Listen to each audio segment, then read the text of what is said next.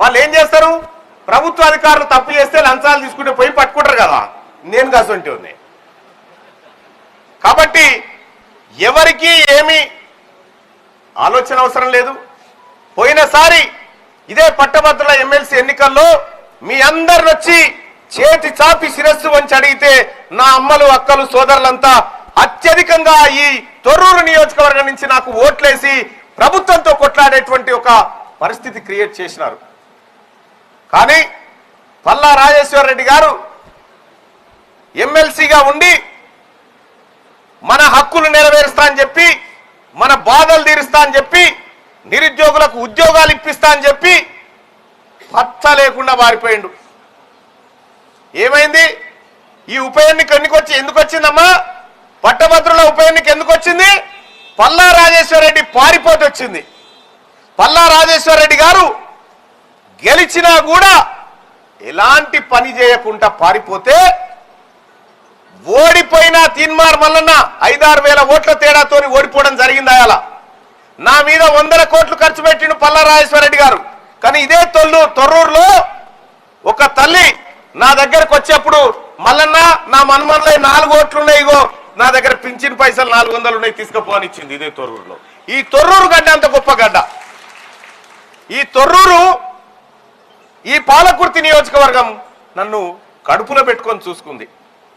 ఎవ్వరు చేతి చాపినా కాదనకుండా తోచింది సాయం చేసేటువంటి ఈ తొర్రూరు గడ్డకు ఏం చేసినా రుణం తీరదని చెప్పి తెలియజేస్తా ఉన్నా. అందుకోసమే రాబోతున్నటువంటి పట్టభద్రుల ఎమ్మెల్సీ ఎన్నికల్లో మీరు ఆశీర్వదిస్తారని మీ అందరినీ వేడుకోవడానికి ఇక్కడికి రావడం జరిగింది. పల్లా రాజేశ్వర రెడ్డి గెలిచి పారిపోతే ఈ బిడ్డల హక్కుల కోసం కొట్లాడినోడు తీన్మార్ మల్లన్న. మీ అందరి కోసం ఇలా నా మీద ఎన్ని కేసులున్నాయో తెలుసా? 70 కేసులున్నాయి నా మీద.